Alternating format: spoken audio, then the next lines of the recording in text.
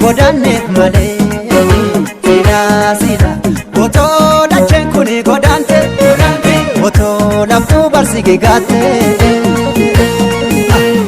Oromiyaa garas keeffatu garaan na sosodaatte dacheetiin godaanneef malee sida otoo dacheen kuni godaante otoo laftuu barsiige gaatte Oromiyaa garas keeffatu garaan na sosodaatte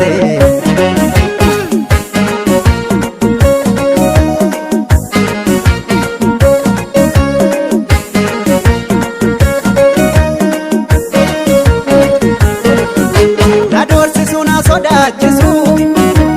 dubbadhuun jedha yoon dubbadhe na godaansisu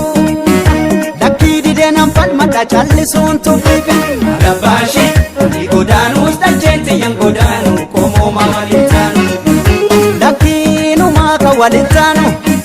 godaanes dacheetti yan godaanu lammiima walinnaanu hinumaan calleesse gaafa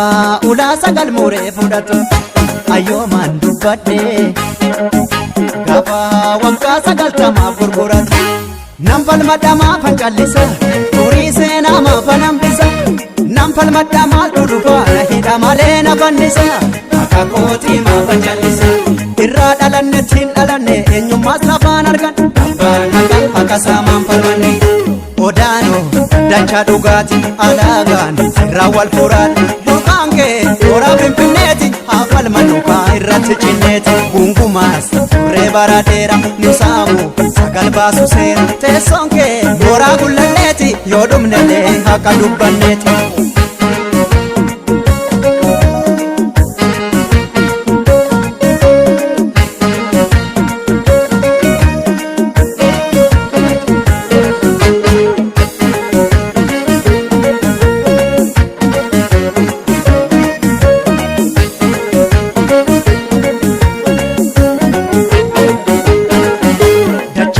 Godaanneef malee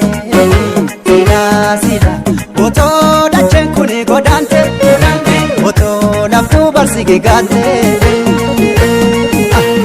Oromiyaa garas keeffatu garaan na sosodaatte dacheetiin godaanneef malee sida otoo dacheen kuni godaante otoo laftuu barsiige gaatte Oromiyaa garas keeffatu garaan na sosodaatte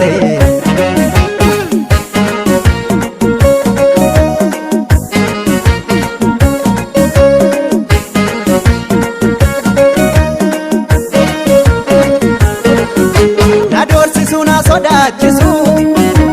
dubbadhuun jedha yoon dubbadhe na godaansisu lakkii didee nan falmadha callisuun tuffife Sabaashee wareegamtuufis bakka kan biyya baatee seenaan marga lafeekkee lakkii hubadhu siifa keekee wareegamtuufis bakka kan biyya baatee seenaan marga lafeekkee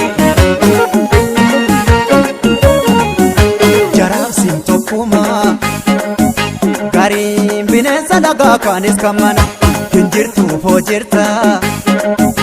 Lakkii otooti jirtu maaf dubbatamna Si tuffatu maas si tuffatu Mee aangoon kee yoom kan mul'atu Mee falmadhu maaltu dhufa Si hidha malee si fannisa Saba saarraa maaltu jallisa Irraa dhalannettiin dhalanne eenyummaas lafaan arganne Abbaan biyya saamaan faranne Dacheen kuni